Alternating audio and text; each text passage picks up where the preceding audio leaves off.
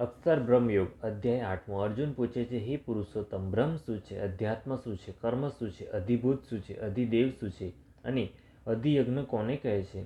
તથા આ શરીરમાં યોગ્ય મનવાળા પુરુષો દ્વારા અંત સમયમાં આપ કેવી રીતે ઓળખાઈ શકો છો તે કૃપા કરીને મને કહો. શ્રી કૃષ્ણે જવાબ આપ્યો, નાશ રહિત શ્રેષ્ઠ તત્વ એ બ્રહ્મ છે. એનો સ્વભાવ અધ્યાત્મ કહેવાય છે. પ્રાણી માત્રના સાત્વિક ભાવની ઉત્પત્તિ કરનારી ક્રિયાને કર્મ કહેવાય.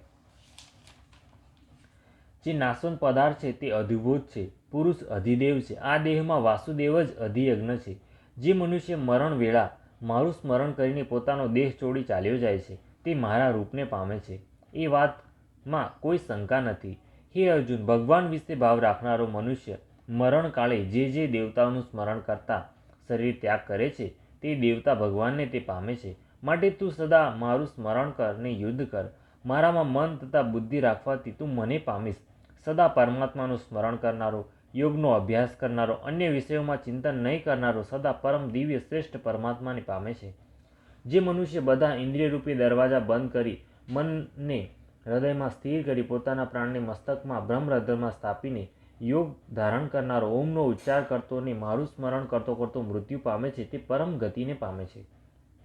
હે અર્જુન, જે સદા મારામાં મન પરોવીને મારું સ્મરણ કરે છે તેવા યોગીને હું પ્રાપ્ત થાઉં છું. આવા પરમહાત્મા કે ભક્ત મને પ્રાપ્ત કરે છે અને ફરીથી તેમનો ક્ષણભંગુર જન્મ થતો નથી.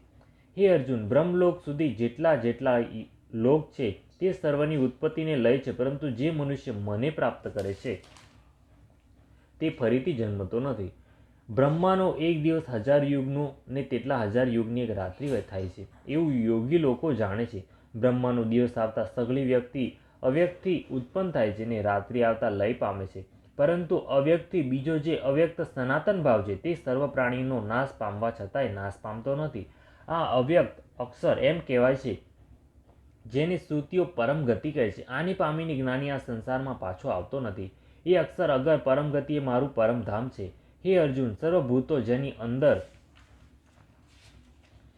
રહ્યા છે તે પરમ પુરુષ તો અનન્ય ભક્તિથી પ્રાપ્ત કરી શકાય છે. હે પાર્થ, જે કાળમાં શરીર ત્યાગ કરી ગયેલા યોગ્યો પાછા આવતા નથી ને જે કાળમાં ગયેલા પાછા આવે છે તે કાળ સંબંધે હવે તને કહું છું. અગ્નિ, જ્યોતિ, દિવસ, શુક્લ પક્ષ અને 6 મહિના રૂપી ઉત્તરાયણ, આમાં મરણ પામેલા બ્રહ્મવેત્તા મનુષ્ય બ્રહ્મને પામે છે ને ફરીથી જન્મતા નથી.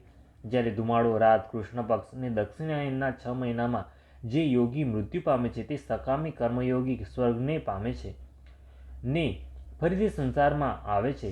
જન્મની આ શુક્લ અને કૃષ્ણ ગતિ હંમેશા મનાયેલી છે. એકથી પાછો આવતો નથી ને બીજીથી સંસારમાં પાછો આવે છે.